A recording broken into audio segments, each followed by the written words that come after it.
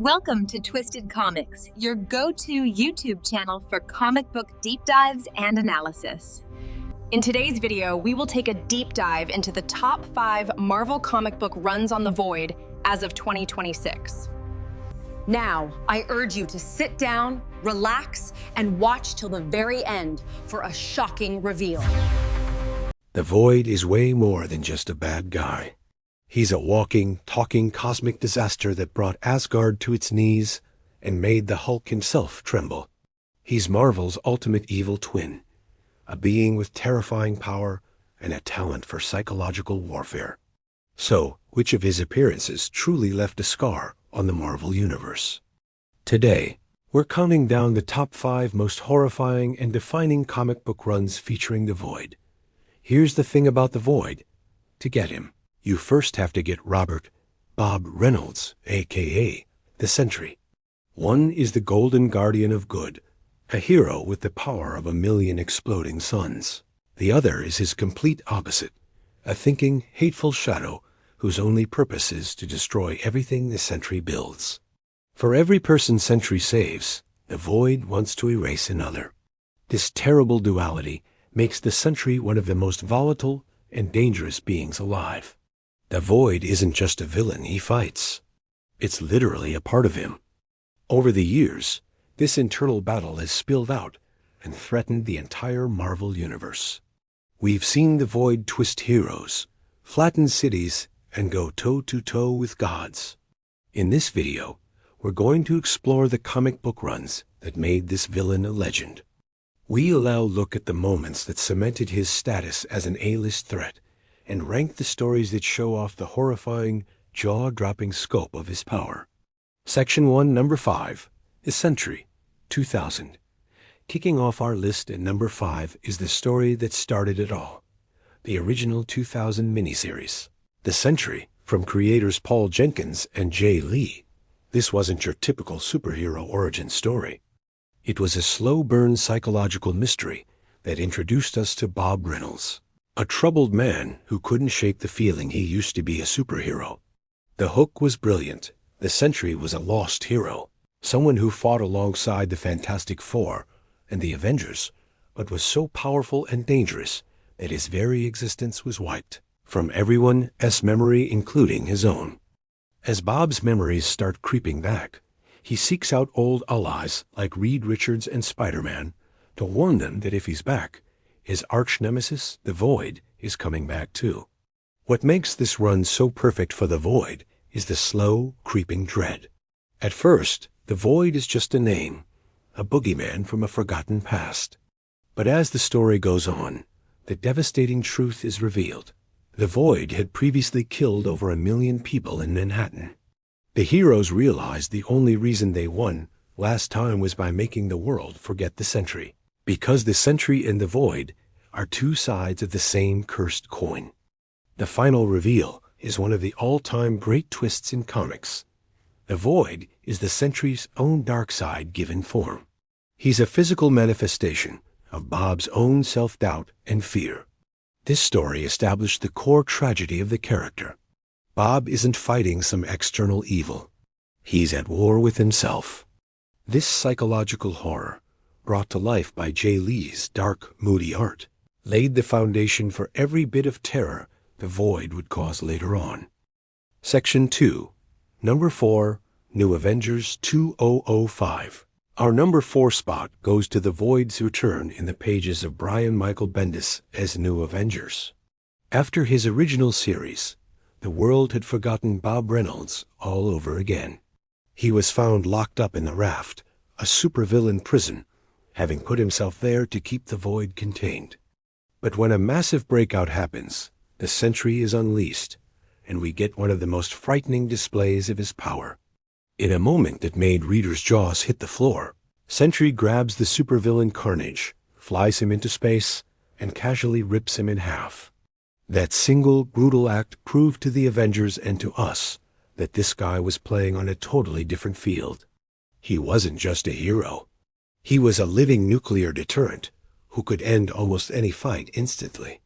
This era is critical for the Void because it asks all about what happens when others try to control something that is fundamentally uncontrollable. The new Avengers, S.H.I.E.L.D., and even the Illuminati all try to get a handle on the Sentry, hoping to use his power for good. They mess with his mind, trying to fix his void problem, all while knowing that if he ever truly snapped, it would take every hero on the planet just to slow him down. Throughout this entire run, the Void is a constant nagging threat. He whispers in Bob's mind, tormenting him and frightening his teammates. The tension isn't about if the Void will show up, but when the Sentry will finally lose control. Bendis brilliantly used the Void to personify the terrifying consequences of unchecked power, turning the Sentry into the Avengers' most powerful and most feared member. Section 3. Number 3, Dark Reign 2009. At number 3, we have the Dark Reign era, which is when the Void was finally let off the leash. After Secret Invasion, Norman Osborn, yes, the Green Goblin is handed the keys to global security. He forms his own Dark Avengers. And who do you think his trump card is? The Sentry. This is where the psychological horror of the Void becomes a tool for a corrupt government. Osborn doesn't try to help Bob Reynolds. He weaponizes his instability. He feeds Bob's paranoia, telling him that the Void is his true power and that he should just embrace it. Osborn essentially gave the monster an official seal of approval. One of the most chilling moments comes when Emma Frost, an incredibly powerful psychic, tries to scan the Sentry's mind.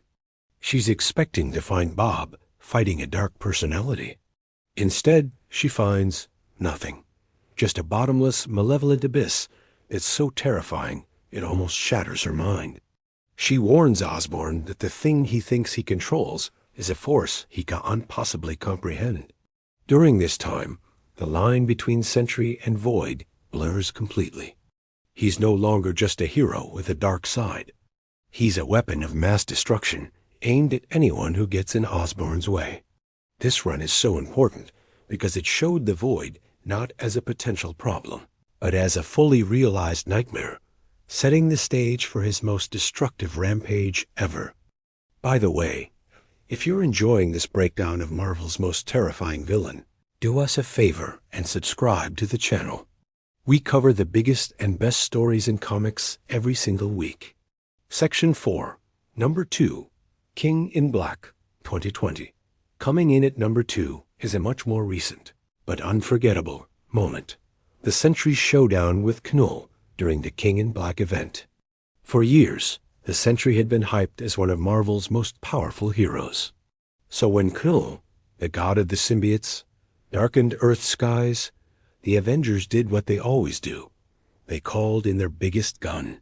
What happened next was one of the most shocking moments in modern comics. The Sentry charges Knull, planning to fly him into space and rip him apart, just like he did to Carnage. But Knull is a primordial god of darkness. He effortlessly stops Sentry in midair, looks him in the eyes, and acknowledges the Void inside him. And then, in a terrifying show of absolute dominance, Knull does to the Sentry what the Sentry did to so many others. He rips him in half. As Sentry's body is torn apart, the Void is unleashed from his mortal prison. But instead of going on a rampage, Knull, the Lord of the Abyss, simply snatches the Void and moves on. It was a stunning moment. The all-powerful Void was treated like a minor inconvenience, swatted away by a much bigger monster. Sentry's soul was later guided to the afterlife by Jane Foster in her Valkyrie role. This moment ranks so high because of its sheer impact. It took a character long defined by his invincibility and had him completely and utterly destroyed. This brutally established Knull as a threat beyond anything the heroes had faced, and in doing so, it provided a shocking end to the Sentry's long, tragic war with himself. Section 5, Number 1, Siege 2010. And now, our number 1 most terrifying and impactful Void story of all time, the 2010 event, Siege. This is where all the psychological tension and foreshadowing from Dark Reign finally boiled over in the most catastrophic way possible. Manipulated by Loki and his own broken mind, Norman Osborn leads an all-out assault on Asgard, which was floating over Oklahoma at the time. And leading the charge is the Sentry. In Siege, the Void is fully unleashed. This isn't Bob Reynolds anymore. It's a shadowy, demonic monster of pure annihilation. His rampage through Asgard is pure nightmare fuel. In one of the most infamous panels in Marvel history, the Void confronts Ares, the actual god of war. Ares defiantly screams that he's no god, and the Void responds by grabbing him and ripping him in half. The combined might of the Avengers and Asgard's gods can't stop him. He single-handedly brings down Asgard, causing the entire mythical city to crash down to Earth. He becomes a walking apocalypse that no one can defeat. The story reaches its heartbreaking climax when the heroes, with a magical assist from a repentant Loki, manage to briefly revert the Void back to a human Bob Reynolds. In a moment of terrible clarity, a weeping Bob understands the horror he's unleashed and begs Thor to kill him. It's the only way to stop the Void for good.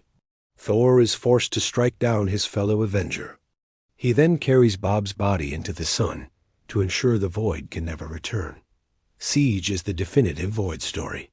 It's the ultimate tragic payoff to years of buildup, showing the absolute worst-case scenario the heroes had always feared.